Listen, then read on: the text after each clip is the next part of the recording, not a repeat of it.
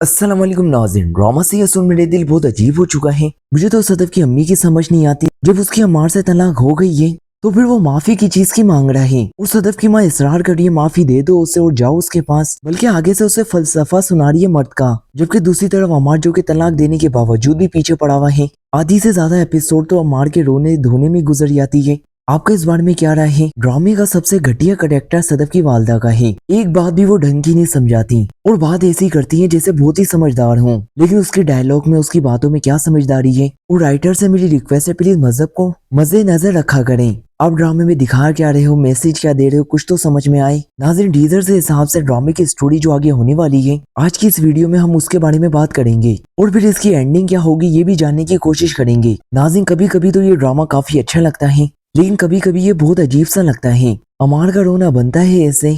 कौन है मर्द जो कि हर तरह यूं लड़कियों की तरह फूट फूट के रोता है, वो भी पूरे के पूरे 24 घंटे। और उसका चाय पीना कितना इंपॉर्टेंट है। हर दफा उसे चाय पीने की लत है, चाहे उस चक्कर में उसे जिल्लत ही क्यों ना मिल जाए, लेकिन बस उसे चाय पीनी है। और नाज़रीन, दूसरी बात, दुबई तो सिर्फ सदफ ने जाना था। यहाँ पर अमार भी पहुंच गया, सदफ भी पहुंच गई। अब ये सारे दुबई में जाके ड्रामे करेंगे। बहरहाल नाज़रीन, बिलाल अब्दुल्ला ने सदफ का दुबई जाने का इंतजाम कर दिया है। सदफ दुबई पहुंच जाती है। अमार को जब ये खबर मिलती है तो वो हमेशा के पास पहुंच जाता है रोता धोता, लेकिन इस वक्त भी उसे इस बात की फिक्र है कहीं मैं सदफ के पीछे जाऊं, कहीं मेरी नौकरी ना चली जाए। अब ये कोई खालिस मोहब्बत तो हुई नहीं, तो हमेशा उसे एहसास दिलाती है नौकरी जरूरी है या फिर मोहब्बत। तो नाज़रीन, ये समझ से बाहर है ये कौन सी मोहब्बत है जो तलाक के बाद दोबारा हासिल की जाएगी। बहरहाल हमेशा की गैरत दिलवाने पे अमार की गैरत जाग ही जाती है। अमार भी सदफ के पीछे जाने का फैसला कर लेता है, जबकि दूसरी तरफ सदफ दुबई पहुंच जाती है। और दुबई पहुंच के वो समझती है मैं बहुत ही एडवांस हो चुकी हूँ। रात के 1 बजे बिलाल अब्दुल्ला को फोन करके कहती है कि मुझे आपसे मिलना है। वो तो थोड़ी बिलाल अब्दुल्ला में गैरत होती है, वो सदफ से कहता है रात के 1 बज रहे हैं सदफ। तो सदफ कहती है फिर क्या हुआ? फिर वो कहता है ये मुनासिब नहीं लगता, सुबह मिल लेंगे। नाज़रीन, आने वाली एपिसोड में बिलाल अब्दुल्ला सदफ को इसी तरह से इग्नोर करेगा जिसके सदफ काबिल है। सदफ के दिल में तो एक तरफ अमार की मोहब्बत बैठी हुई है और दूसरी तरफ वो बिलाल अब्दुल्ला से मुतासिर हुई जा रही है। फैसला करना उसके लिए भी मुश्किल है। ड्रामे में एक बंदा है जिसे मुकम्मल तौर पे पता है सदफ को किससे मोहब्बत है, और वो है बिलाल अब्दुल्ला।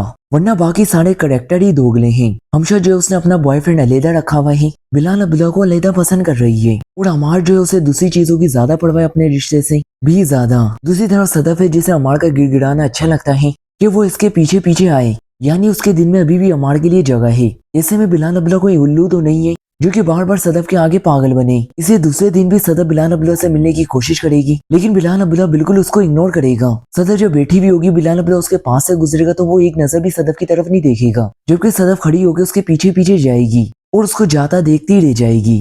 जबकि दूसरी तरफ आपको दिखाया जाएगा अमान हमेशा से कहेगा कि मैंने फैसला कर लिया, मैं सदफ के पीछे जा रहा हूँ, मैं तो बस मर जाऊंगा, मुझे सिर्फ सदफ चाहिए। फिर वो हमशा से कहेगा तुम भी मेरे साथ ही चलो। इसी तरह से हमशा और अमार दोनों ही दुबई चल पड़ेंगे। इनके आगे पीछे तो कोई है नहीं पूछने वाला। जहाँ जिसका दिल कर रहा है वो वहाँ जा रहा है, जहाँ वो जिस टाइम जिससे मिलना है। किसी पे कोई पाबंदी नहीं, कोई मसला नहीं, क्योंकि ना किसी की माँ ना किसी का बाप, कोई फैमिली ही नहीं। बहरहाल दोस्तों, ये दुबई पहुंच जाते हैं। वहाँ पर हमशा तो पहुंच जाती है बिलाल अब्दुल्ला के पास, जबकि अमार सदफ से मिलने पहुंच जाता है। वो जिस घर में ठेड़ी हुई होती है वो उस दरवाजे पे लॉक करता है। जब मुलाजमा दरवाजा खोलती है तो सदफ भी सामने खड़ी होती है। वो अमार को अपने सामने देखकर थोड़ा हैरान तो होती है, लेकिन वो उससे कहती है आओ अंदर आओ। जबकि दूसरी तरफ हमशा बिलाल अब्दुल्ला को जाके बता देती है कि अमार आ गया है यहाँ पर और वो सदफ से मिलने गया है। और सदफ उसे लेकर घर में चली गई है। तो बिलाल अब्दुल्ला को अपने आप पर, अपनी हालत पर बहुत हंसी आती है और वो कहता भी हमशा से कल से मैं इस बात पर हंस रहा हूँ, शायद मैं बुज़दिल हूँ, खुल के मैं उसको झटक ही नहीं रहा, खुल के उसको दुक्कार भी नहीं रहा।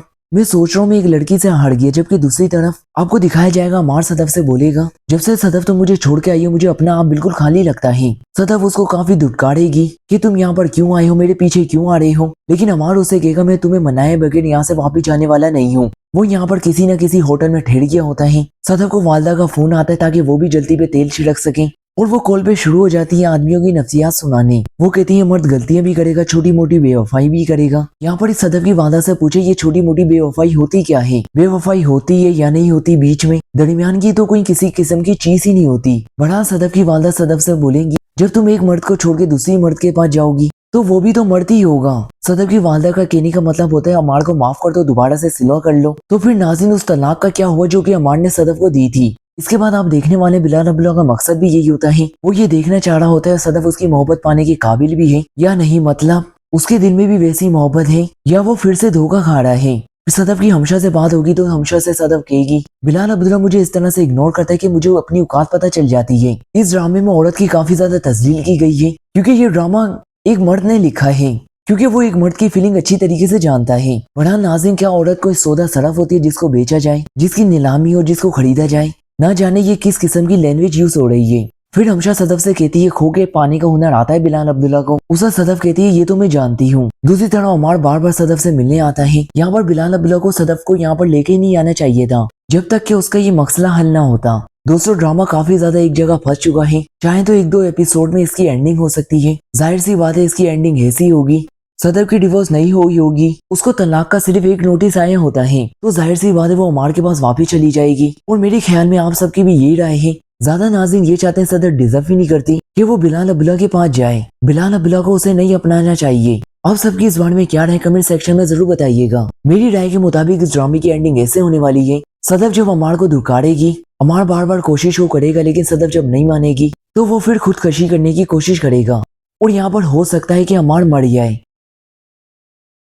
वरना उसने और बाकी एपिसोड में रो धो के गुजारने हैं। तो इस सूरत में हो सकता है सदफ और बिलाल अब्दुल्ला की दोबारा में आपस में अंडरस्टैंडिंग हो सके और आने वाली एपिसोड में उन दोनों की शादी हो जाए। सदफ जिसे एहसास हो चुका है उसने कितनी बड़ी गलती की थी, क्योंकि वो मोहब्बत तो बिलाल अब्दुल्ला से ही करती थी। उसे सिर्फ हमशा के बेकावे में आकर अमार जैसे गलत इंसान को चुन लिया था। अब वो मौका आ चुका है, अमार के पास अपनी जान लेने के लिए कोई और रास्ता नहीं। अमार बिल्कुल चारों तरफ से हार चुका होता है। यहाँ से ख्वार होने के बाद यकीनन वो हमशा के दरवाजे पे ही जाएगा। जबकि दूसरी तरफ बिलाल अब्दुल्ला को ये पता चल चुका है कि सदफ उससे मोहब्बत करती है और वो सच में उससे शादी करना चाहती है। तो नाज़रीन, देखते हैं ड्रामे की असल विलेन हमशा वो इस बारे में क्या करेगी।